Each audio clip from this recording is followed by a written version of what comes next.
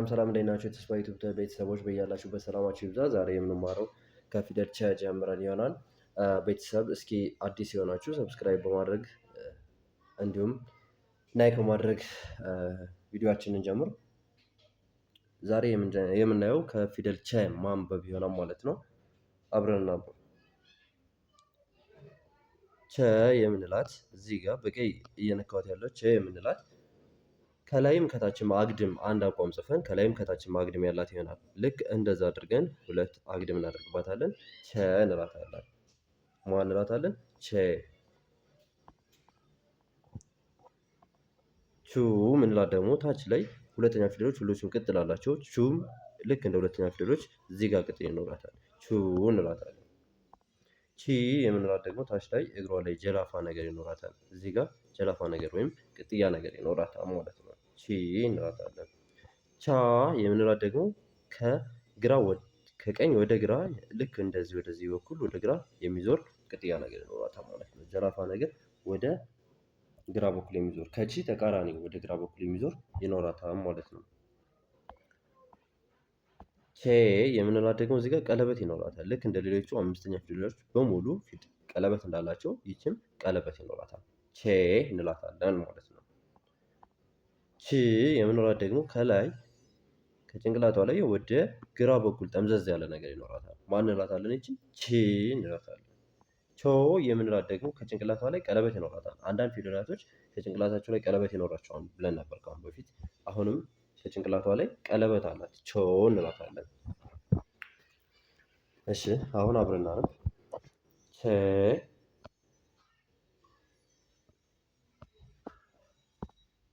ቼ ቹ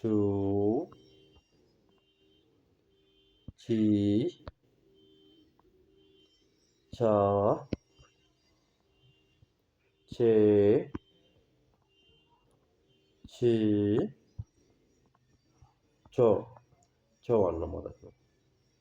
ኦኬ አሁን ደግሞ ወደ ፊደል የ እንሄዳለን። የ የምንላት ደግሞ አቋም አድርገን ከጭንቅላቷ ላይ ቀለበት ሁሎቹም የ የምንላት ፊደላቶች እንደዛ አድርገን ጽፈን ከላይ ቀለበት ይኖራቸዋል ማለት ነው። እነዚህም ፊደል የ እንላቸዋለን ማለት ነው። እሺ ዩ የምንላቸው ደግሞ ልክ እንደ ሌሎች ሁለተኛ ፊደላቶች እዚህ ጋር ቅጥል ይኖራታል ማለት ነው። እዚህ ጋር ቅጥል ይኖራታል። ወደ ቀኝ በኩል ቅጥል ይኖራታል። ዩ እንላታለን ማለት ነው። ይህች እዚህኛዋ ጋር ደግሞ ያለች ይችኛዋ ፊደል ደግሞ ከቅጥሏ ላይ ጠመዝማዛ ነገር ይኖራታል። ይ እንላታለን። እዚህ ጋር የሚታየው ጠመዝማዛ ነገር ይኖራታል። ይ እንላታለን። ይ እዚህ ጋር ያለችዋ ደግሞ ወደ አራተኛ ፊደሏ ቻን ስናይ ወደ ግራ በኩል ይዞረ ነበር። ይችኛዋም ያም ወደ ግራ በኩል ይዞረ ይኖራታል ማለት ነው። ይሄ ያ እንድንል ያደርገናል ማለት ነው። ይቺ የ ምንላት ደግሞ አምስተኛ ፊደል ቀለበት ይኖራታል። አምስተኛ ፊደላቶች ቀለበት አላቸው ብለናል። ላይኛዋን ቼን ስናይም ቀለበት አላት። አሁን ይህም ይቺ እዚህ ጋር ቀለበት ይኖራታል። አምስተኛ ፊደላቶች ሁሎችም ቀለበት አላቸው ማለት ነው። ይህ የምንላት ደግሞ ደን መስላ ነገር ግን ወደ ላይ የእግሯ መቆሚያ ወደ ላይ እየዞረ ነው። ወደ ቀኝ በኩል ያለው እግሯ ወደ ላይ እየዞረ ነው። ማን እንላታለን? ይችን ይ እንላታለን ማለት ነው። ይ ከዚህ ጋር ይሄ ወደ ላይ እየዞረ ከሆነ ይ እንላታለን።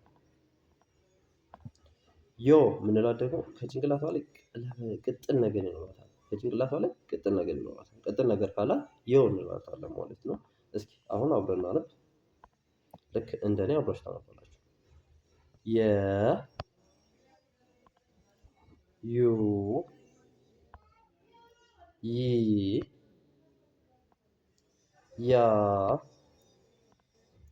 ዬ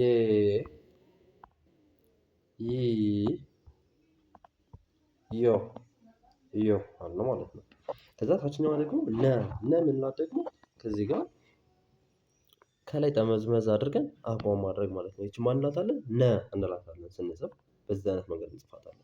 ኖ ምንላት ደግሞ ልክ እንደ ሌሎቹ ሁለተኛ ፊደሎች ወደ ቀኝ በኩል ቅጥያ እናደርግባታለን። ኖ እንላታለን እዚህ ጋር ማለት ነው። ኖ ኒ የምንላት ደግሞ እግሯ ላይ ጀላፋ ነገር ይኖራታል። ጀላፋ ነገር ወደ ቀኝ በኩል ይኖራታል። ልክ እንደ ሌሎቹ ፊደላት እግሯ ላይ ጀላፋ ነገር ወደ ቀኝ በኩል ይኖራታል ማለት ነው። ና የምንላት ደግሞ ከላይ እንደ ክብ ነገር ግማሽ ክብ ሆና እግር ይኖራታል። ግማሽ ክብ ማለት ነው። ይቺን ና እንላታለን። ኔ ደግሞ እንደ ሌሎቹ አምስተኛ ፊደላቶች ቀለበት ይኖራታል። ይቺን ማን እንላታለን? ኔ። እንደ ሌሎቹ አምስተኛ ፊደላቶች ምን ይኖራታል? ቀለበት ኔ እንላታለን ማለት ነው። ን ምንላት ደግሞ ዝግዛግ ነገር ይኖራታል። ዝግዛጉ ወደ ውስጥ በኩል የገባ ይሆናል ማለት ነው። ይቺን ን እንላታለን። ልክ ዝግዛጉ ወደ ውስጥ በኩል የገባ ሲሆን ን እንላታለን ማለት ነው። ኖ የምንላት ደግሞ ጭንቅላቷ ላይ ቀለበት ይኖራታል። ኖ የምንላት ጭንቅላቷ ላይ ቀለበት አላት። አልፎ አልፎ አንድ ሰባተኛ ፊደላቶች ቀለበት ይኖራቸዋል። ስለዚህ ኖ እንላታለን ማለት ነው። እሺ አብረን እናነብ እስኪ ነ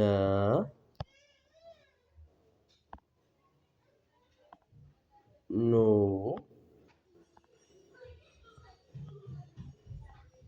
ኔ ና ኔ ን ኖ አለ ማለት ነው። ወደ ቀጣይ ስንሄድ ደግሞ ኘ ብዙውን ጊዜ ይህችን ፊደል ስናነብ እንቸገራለን። ነገር ግን ትኩረት መስጠት ነው። የአማርኛ አናባቢ ፊደላቶች አሉ። እነሱን እዚህ ጋር ስናነባቸው አብረው እንዲወጡ አድርገን ማንበብ ነው። ኘ ስንል ኘ ኘ ስንል ኤ ኘ ኘ እስቲ ኘ በሉ እስኪ ኘ ኘ ስንል ሚል ድምፅ አብሮ ይኖራል። ኘ ስንል ሚል ድምፅ አብሮ ይኖራል። ኘ ስንል ማለት ነው። እዚህ ጋር ኙ ስንል ደግሞ ሌሎች ፊደላት ቅጥል ይኖራታል። ኙ ስንል ኡ ሚል ድምፅ ይኖራል። ስለዚህ ኙ ኡ ሚል ድምፅ አብሮ እንዲኖር ማድረግ ማለት ነው። አናባቢ ፊደላቶች በውስጥ ሁሉም ላይ ያሉ እንዲታወቁ አድርገን ካነበብናቸው ፊደሉን በትክክል ማንበብ እንችላለን። ኙ ኚ ስንል ደግሞ ኢ የሚል ድምፅ ይኖራል። ኚ ጎተት ስናደርገው እስኪ ኚ ኢ የሚል ድምፅ አብሮ ይኖረዋል ማለት ነው። እኛ ስንል ደግሞ እዚህ ጋር እኛ ስንል እኛ ስንል ደግሞ ምን ይኖራታል? አ የሚል ድምፅ አብሮ ይኖራታል ማለት ነው። ኘ ስንል ደግሞ ምን ይኖራታል? ቀለበት ይኖራታል። ኘ ስንል ኤ የሚል ድምፅ አብሮ ይኖረዋል ማለት ነው። ኚ ስንል ደግሞ ኚ ስንል የሚል ድምፅ አብሮ ይኖራል ማለት ነው። ኞ ስንል ደግሞ ኞ ኦ የሚል ድምፅ አብሮ ይኖራል ማለት ነው። እስኪ አሁን አብረን እናንብ። ኘ ኞ ኜ ኛ ኜ ኚ ኘው እንለዋለን ማለት ነው። ኦኬ በሱ መስመር መማር የምትፈልጉ በስልክ ቁጥራችን ታች ላይ ባለው ስልክ ቁጥር መደወል ትችላላችሁ። ስላዳመጣችሁን አብራችሁን ስለነበራችሁ ከልብ እናመሰግናለን። መልካም ጊዜ